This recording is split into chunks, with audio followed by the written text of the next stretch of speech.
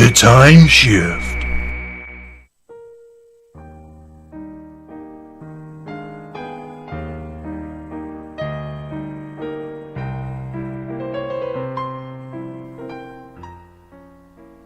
Spoilers or something. This week's episode, it's a Peter Harness episode that didn't turn my stomach. It's one which, on balance, I thought was really, really good. What?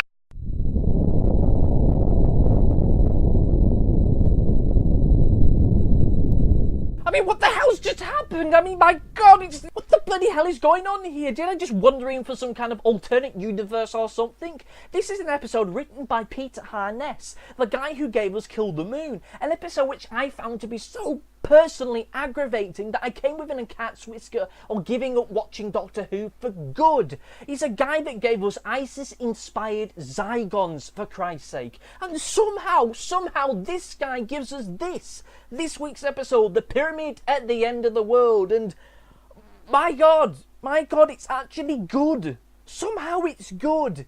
It's well paced with some genuine interesting mystery towards it, some interesting character moments within it, and whilst it is politically motivated, the politics behind it are subtle.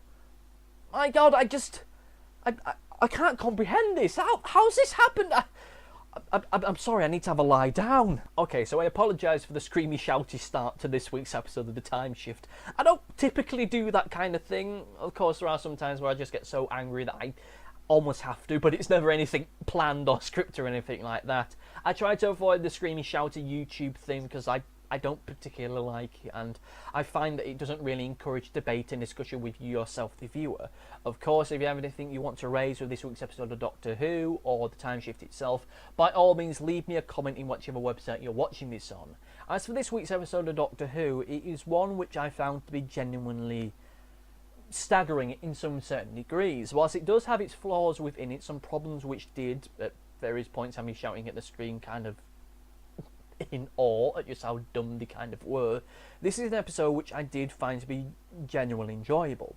Now, this is kind of the point, I suppose, where I reveal how the sausage is made, almost, when it comes to doing the time shift. You may have noticed, if you've been watching over the past couple of weeks or so, we've been starting to open with a little bit of a gag, a little bit of a sketch. And whilst we didn't do that in the past, I've decided to do it more recently, just as a little bit of a change, and judging by the viewing figures, it's kind of helped things ever so slightly. And for the past few days or so, I've been trying to figure out exactly how we'd start this week's episode, because, you know, it kind of takes a little bit of planning. I don't think I can just ad-lib it that much, because it doesn't really feel that good, but whatever, I'm starting to get distracted. And for the past couple of days or so, I had two ideas in mind, and one which was to almost do like an a cappella songy bit, kind of like that guy does who does the a cappella versions of pop songs, just do a bit on that, where pretty much I was singing that Peter Harness was crap, and the other one was to do like a spoof of War of the Worlds, seeing as Peter Harness has been commissioned to do a mini-series based upon the original War of the Worlds. And then when it came to this week's episode, I can't say Peter Harness is crap anymore, because this week's episode wasn't crap. It was an episode which did have a genuinely interesting mystery within it, one which would unveil itself in a way which almost perfectly paced. There were various points within this week's episode, like I said, where I was shouting at the screen, points which I did think, oh, for fuck's sake, here we go, more political bullshit, more stupid political rants, oh God, can't we just have an episode of Doctor Who with evil aliens and leave it at that, please? Give us something simple, something that doesn't like to smell its own farts, and then to get all the Doctor Who fanboys to get into a circle jerk at how mature and grown up and brave this particular writer is. You know, I didn't want an episode like that, and I was worried, particularly at the beginning of the episode where we had the bit where they said, oh, this is the crossroads for three of the world's greatest superpowers, and I thought, oh, for fuck's sake, now what? When a made-up Middle East country that doesn't exist, tying it into the previous Peter Harness abomination, oh God. This is going to be an episode about how war is very naughty, and anyone that goes to war should be sent to bed without their tea, oh God. please, someone save me. Thankfully, however, it wasn't that. Whilst this episode did have a political idea behind it, it was one which was dealt with subtly. Now, to talk about the episode itself before we discuss that particular area of it, because I think that, we need to discuss the actual episode itself, I thought that there were various moments within it which, whilst they were very good, while there were some moments which did work very well for me, there were some moments where I think we have to kind of address the elephant in the room here and actually discuss the bad points, which were, there were certain mental gymnastics that had to be done to get the adventure going, particularly when we get to the moment where they realise exactly what the aliens are really doing here with their evil alien toxin thing. It was, my god, we had scientist woman and scientist man. Both were, oh god, we had bumbling and inept. So that's what their name should be, bumbling and inept. One of them came to work drunk and they worked with hazardous substances. Somebody put their hands up and said, look, my parents are aliens, man. Maybe you should go home and sober up or just bugger off entirely. And the scientist woman, I understand that you're probably very important here. You're probably a senior scientist. But if you've not got your fucking glasses when you need them to work with, maybe you should go home. At no point did anyone say anything like that. These bumbling doofuses nearly killed humanity. My god, I mean, in my previous job, I wasn't a scientist. I was an ice cream man, effectively. And in my contract, it was said very, very clearly that I'm not to come to work under the influence of any substances, drink, drugs, whatever. And I can't be on a come down from it. I can't be hungover, because that might jeopardise my ability to do my job. Which, at worst, with me dealing out ice creams, means that I'll probably get the wrong flavour, or give some to somebody that's allergic to, or recommend the wrong boat for the boat trips. But, that's worst case scenario. No one's going to die as a result of that, but with this guy, he nearly brings about the end of discussion because he has a one too many jars the night before the fucking dunce. And of course what does she do? Oh, she props her door open with a fucking bag. Why? And she just so happens to have her reading glasses in there, in this big burly rucksack. Not in her glasses case, or in her pocket, or in her briefcase. No, in her rucksack. Jesus fucking Christ. And of course, when it comes to that bit, when they're thinking about how they came to the conclusion, what the thing the aliens are actually doing, if it's not war that they're supposed to be doing, what is it they're doing? Almost immediately they came to the conclusion, what if it's GM crops? Oh my god, it's GM crops. Oh, quick, let's do a Google search. How did you come to this conclusion? It was the first thing suggested. Now, I have to say, I am aware that this week's episode had to be edited ever so slightly because of the events in Manchester this week. And as such, references towards terrorism had to be cut out. And that may be the reason why they pretty much go from, ooh, what could it be, to GM crops! Get them! Let's do an investigation. Maybe at one point in that big discussion, there was a bit where someone said, oh, what could they use? Terrorism or GM crops? I mean, either way, that would have been a dumb idea because there's only then one suggestion. I mean, really, all they need to go was something like, oh, what could it be? Could it be, could they incite mass violence and unrest? Could it be terrorism? Could they melt the polar ice caps? Could they use pollution? Could they flood the earth? Could they use GM crops? Oh, GM crops, there's an idea. At least then we'd have a bit of a run-up to it, but we didn't. We just, then someone said that a Chinese general lady said, what about GM crops? And everybody said, oh yeah, it is. And luckily for them, they managed to find it. God almighty. That's probably the biggest issue with it. There were other problems like the fact that the plane just gently glided down onto the floor. And the missile launched into the air. We didn't see it launch, and we didn't see it in the air until it was just, once again, just gently floating towards the ground. Of course, this episode does have a political idea behind it. The idea that humanity is willing to sacrifice its own freedom and liberty in the name of safety. A point which is coming to uncomfortably compelling focus over the past few weeks or so. But with that said, it's an idea that this episode never rams home to you. It's an episode that doesn't beat you over the head with its idea or its moral discussion. And as such, this is an episode which can just be taken as being an exciting Doctor Who adventure where he fights evil aliens, or alternatively can be discussed as being having a political point behind it. And it's these kind of episodes that I have to stand up and applaud, because these are the episodes where Doctor Who's political point really works. As I say many times, I have no issue when Doctor Who wants to do something political, but it has to do it in a way which doesn't overly simplify the point at hand, or does it in a way which doesn't exactly present any kind of discussion to us, the audience. There are other reasons why I don't particularly like this, but this isn't the time to really discuss that. This week's episode, like I say, doesn't beat us over the head with its moral message. At no point do we have the Doctor making a speech about the nature of freedom and humanity's willingness to sacrifice it in the name of safety. Though looking at the preview to next week's episode, we may well get that. There's still one problem, however, that I haven't addressed with this week's episode of Doctor Who, aside from the bumbling scientists and the fact that the Doctor and his friends come to the conclusion that they're using GMs somehow very, very quickly, which is that I think that this week's episode of Doctor Who was a little bit too good. Now, this may seem like a very, very odd thing to say, particularly bearing in mind the criticism that I've had for this writer in the past. However, this is a story which definitely had a feel to it of the end of series to it. It's an episode which felt as though it should be the episode, the penultimate episode of this year's series, that this is going to set up the big ultimate challenge that the Doctor's going to have to face.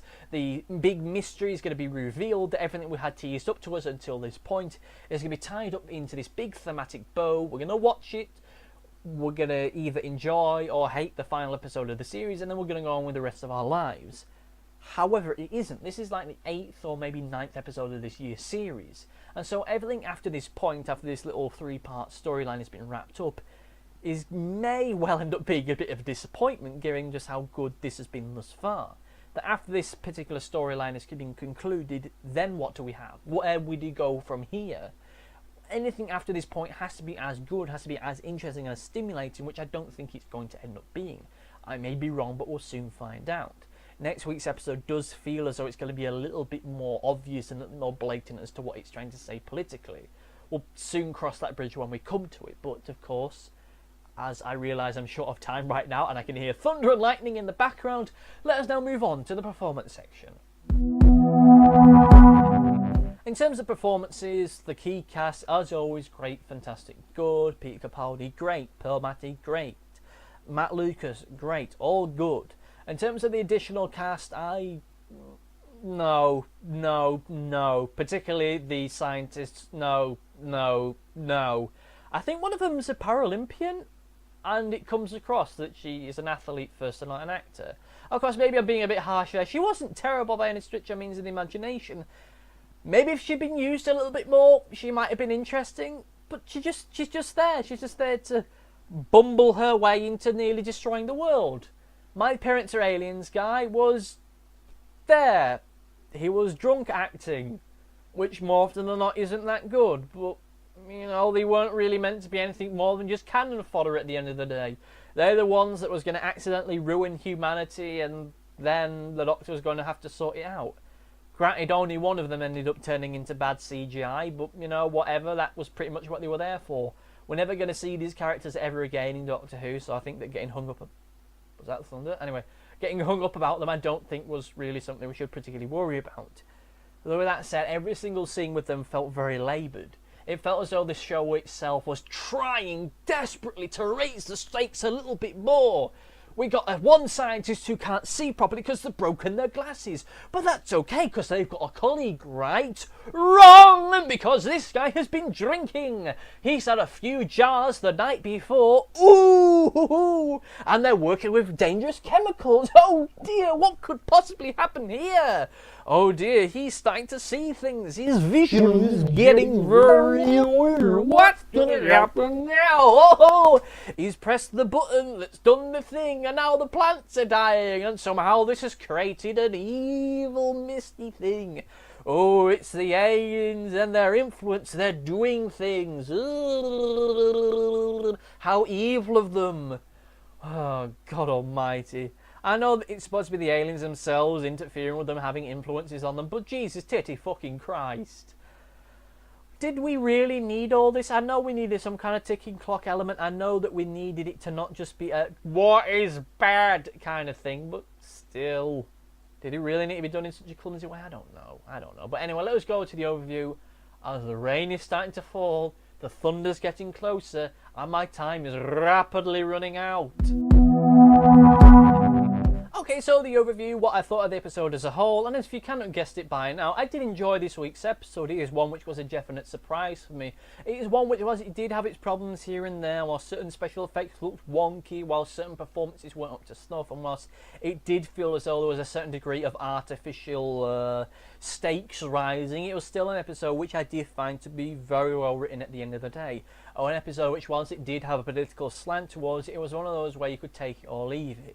If you didn't get the political side of things, you could still enjoy it as an exciting episode of Doctor Who where the Doctor has to try and save the day against some evil, Crypt Keeper-looking alien zombie men. And of course, if you did pick up on the political side of things, it's something you can debate and discuss with your friends if they're politically so inclined. Or alternatively, you can just wrap your dick in cling film and pretend you're a windmill or something. I don't fucking know. This week's episode of Doctor Who was fun, interesting, good. I did enjoy it. Now let us dive into the comment section. Very quickly, very briefly, but we've only really got the one as far as I'm aware, but let us do it! Here's a comment which comes from Metro Cop. Yes, I'm really going there. And the comment says, you misspell extremitus, or whatever the fuck it is. Which is fine, which makes it sound like a Dalek episode. Which admittedly sounds even better than the original. Thank you, Mythos. Thank you for saying that. I feel so very sad that I got extremitatis mixed up and misspelt. How will I live with myself? I'm going to go outside and commit Sudoku. That's it for the comment section. Not as busy as it was last week where everyone's patting my back and telling me how awesome I am, but still, thank you all the same.